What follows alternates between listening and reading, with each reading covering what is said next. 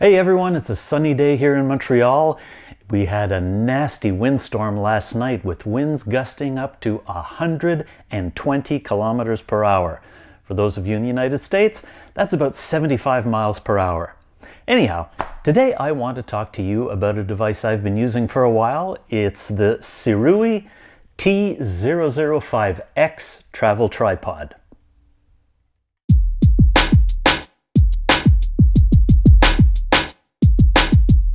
So, as usual, let's take a look at the use case.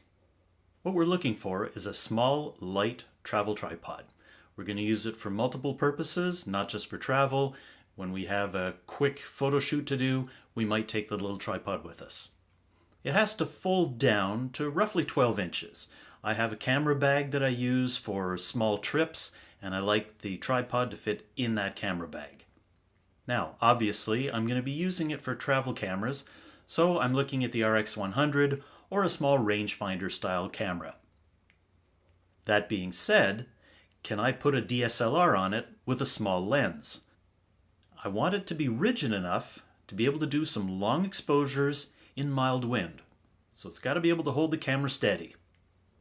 I want low cost. I'm on a tight budget, so I don't want something that's very expensive.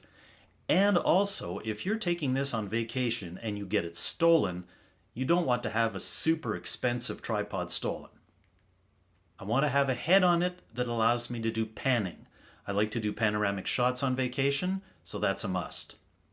I want it to be sturdy because there are times where I don't like to travel with all kinds of baggage. I will strictly carry the sensitive camera with me, and I will put all accessories in the checked baggage on the airplane. And of course, something that's very handy, we want this thing to be quick to deploy. So, how does the T-005x stand up to these questions? Well, the folded size, it is really small. It comes down to about 12 inches, and when you remove the central tube and you fold the legs, you can take off the ball head, put that somewhere else in your camera bag, and it is tiny and light. It'll fit just about anywhere. Gets a check mark from me.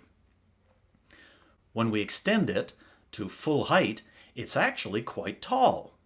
It's a very useful tripod. It can be used from very low angles to something that's very high for portraits. Now, I don't usually use the central tube. I find that it's not quite as sturdy when it's on the end of the central tube. So I take that off. I can put the ball head right on the tripod, and it's quite sturdy. Gets a check mark from me. Now, as I said before, it's tiny, so it really fits nicely into my camera bag, with or without the central tube. Now, it does a great job holding the RX100 stable. I'm sure it can work for a small rangefinder style camera. I got a longer Arca Swiss plate, so I can mount that on the RX100 a little bit off center so I can do panoramic shots. So, gets a check mark from me. Can it hold a light DSLR? Well, it's got an 8.8 pound capacity, and I can put my A99 II with a small lens, for example, the 28mm Minolta f2.8.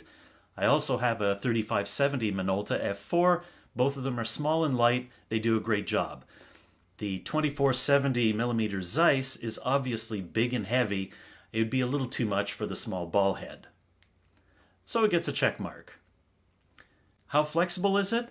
Well, the legs can be positioned in 3 ways. There's a ring underneath the tripod so you can hang your camera bag from it or some weight, and it adds to the stability. So it's a great tripod for that. It's very flexible. It's a check mark. Now, the frame is rigid enough so I can do some shots in a mild wind. The frame is made of aluminum.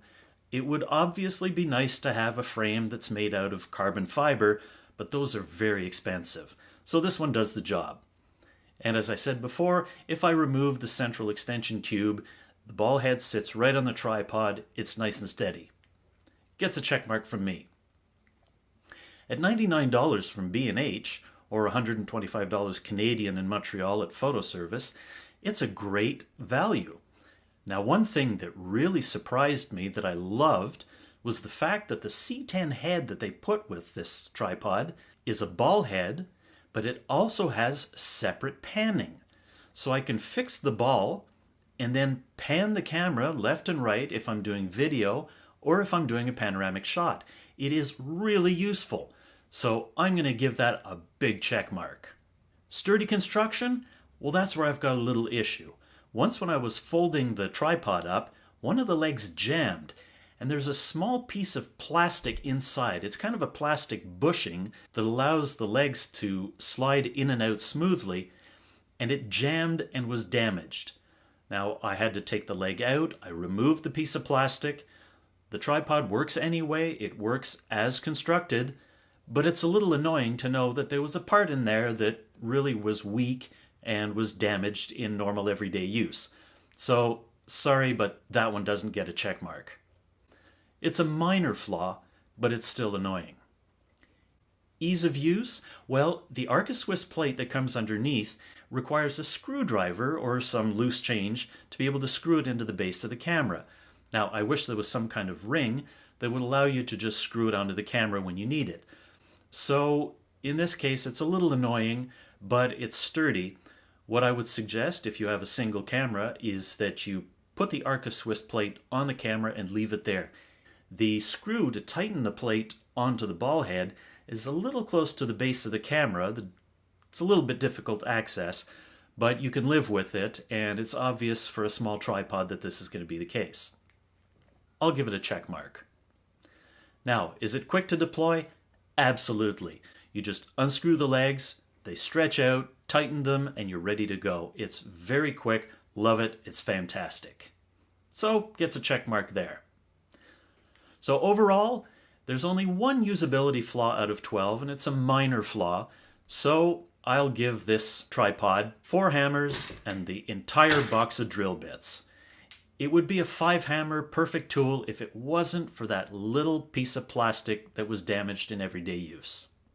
So if you need a travel tripod, you can place your order for this. I love it. I use it all the time. Not an endorsement, I just use it. Thanks again for watching, and if you want to show your support, please press the button with the face there, the guy playing peekaboo with the camera, and you can subscribe to the channel.